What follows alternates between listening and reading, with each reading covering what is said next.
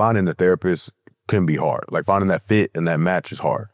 But originally I remember being like, it's not for me because I haven't found the right person or preference that I have. And then when I found the right person or that felt like a good fit, there was a moment of just like, okay, this is what I need. This is what person that I need because they're pushing me and challenging me in ways that I didn't expect. And one of the ways that they challenged me was like, to their point, and what I've struggled with is trying to control the actions, feelings, thoughts of other people. Like I can't, you can't do that. And as much as it's well intentioned, like I genuinely want people to be at peace. I want them to be happy. I want them to do those things. I'm not in control of that. I'm not. And sometimes I think I can do things that can help to that. But then also if I'm doing that, why am I trying to do that?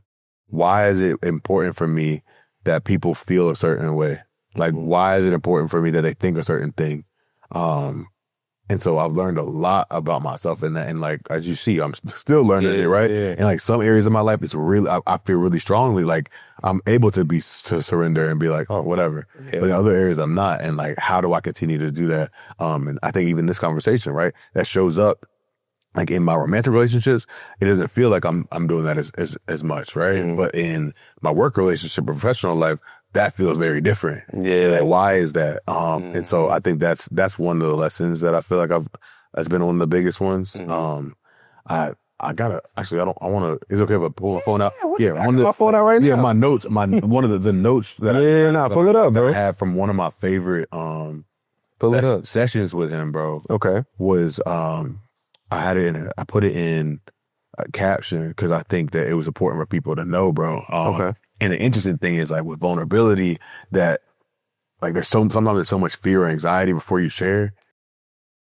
But then like once you shared it, like other people are feeling that thing too. Yeah. And I think one of the things that I shared on Instagram one day was just in a moment of vulnerability, like went viral. Not big, and I had no intentions of it doing that, but it was because I was actually real with myself and real with other people that people like gravitated towards. And one of the things that that he said was, he was like, there's 5 things. He said this: 1, at any given moment, everyone is doing what they believe is best for themselves. 2, being a hero in everyone's story is exhausting. You'll be the villain in someone's story at all times, and that's okay. 9 times out of 10, people aren't intentionally trying to hurt you. 4, every person is the center of their own universe. And 5, because of those 4 things, you should never feel bad for taking care of yourself. And like those things, like I always go back to look at those things as a reminder of like, it's okay. Yeah. It's okay. And I think that's probably been the most salient lesson from there. And you know, like things ebb and flow, like life's happening, but like those 4 things or 5 things, have grounded me in a way that I think is really helpful. Yeah, I can literally see you literally just bro, every time. I'm reading it. Like I can literally, like you literally look like you just took a deep breath. Bro. Yeah, bro. Like, I probably did. Yeah. I probably did. Because it's important, man. And like it's so easy for us as the main characters in our own lives to think that everything is so big or heavy or whatever. Yeah. But ultimately, man, like, we're such a small part of the whole thing, and all we can control is what we can control. Bro, that's a fact, bro. And the thing that you said earlier, I wanted to touch on it, but you were saying so much good stuff. Yeah. It wasn't even just this latest response, super early. He was like, man, I'm trying to, I control what I could control. You mentioned it during your response, and I'm like, but you don't, and in my head, I was saying to myself, like, but you don't feel like that. Nah. You said in your response, like, yo, I controlled what I could control. But I knew from the way you were saying it, you didn't feel that way. Yeah. You feel me? So like, again, going back to that, like why, when you control what you can't control, do you feel like you haven't done enough? Yeah. That's important for us as Black men to unpack. Yeah. If you've done what you know you can do, and you know you've done all you can do, why do you still feel like you need to do more? Bro, and you get what I'm saying? On my wrist, bro, I have a I am enough bracelet, bro, at all times, because I have to consistently remind myself of that. And I think another lesson I learned from therapy and just my transition from being a student athlete to being a regular human. Not saying they're not regular humans, but like was as a student athlete, or as a student, you're being affirmed for like, hey, I did this on this test, or I did this on this paper. It was good. It was not good. There's a letter grade associated to it. As an athlete, you're being affirmed for what you've done on the field, et cetera, et cetera. But like when you're a leader, you're very rarely getting affirmation or validation for what you did. And as a type of leader that I am, I'm more often than not being like, when things are good, it's everybody else. They did those things. The teachers did those things. The kids did those things. The family did those things. The system was set up to be able to do that thing. But then when things are bad, it's my fault. And so I think that I struggle with like, and this is what goes back to a God thing, is like understanding that God put us here for a reason. God loves all of us like intentionally. We're like beautifully and wonderfully made.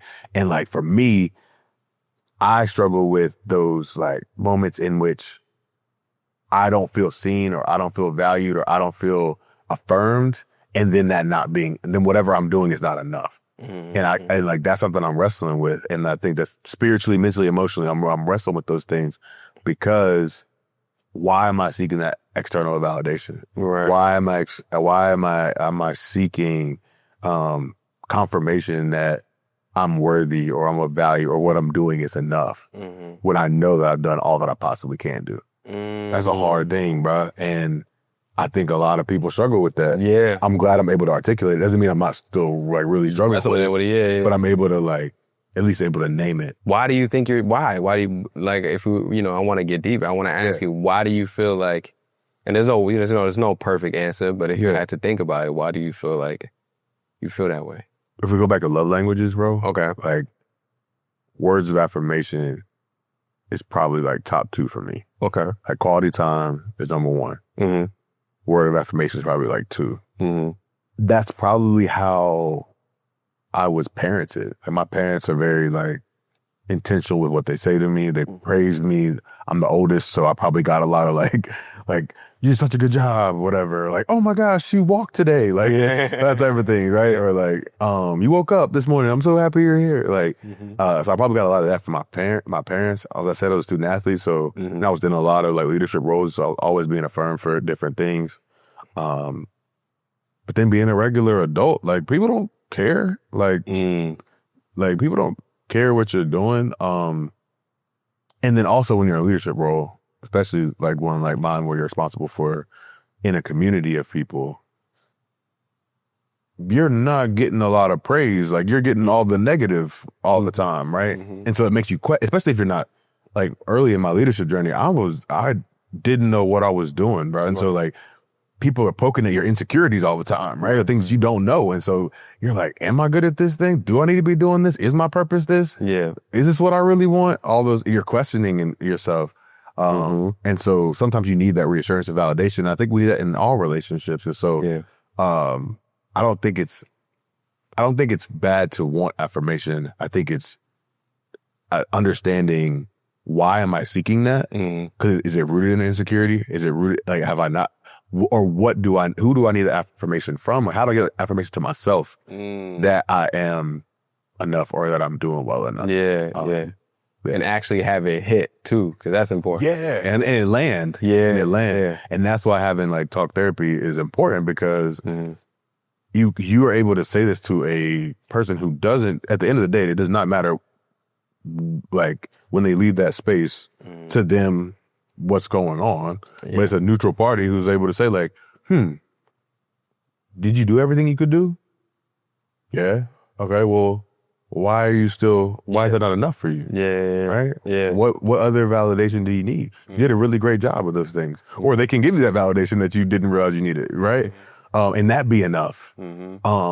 But trying to do that in isolation, trying to do that by yourself, or expecting those things and then not then it's becoming an even bigger problem, because now you're being resentful. Now you're feeling like upset at other people because they're not acknowledging what's going on. When ultimately, if we're doing what we're doing because we're trying to make sure we're taking care of other people, or we're doing it for altruistic reasons, then we don't need that validation of affirmation from anybody else. Right. We need it from knowing that we're doing what God asked us to do or what we desire to do. Yeah. And so I think that, I'm glad you asked that question because I think that it's when we don't have a mirror or we don't have someone who's able to like help you understand your thoughts. If you don't have a journaling practice, if you don't have a practice to be able to take care of yourself, it's very easy to get lost in that cycle. Yeah.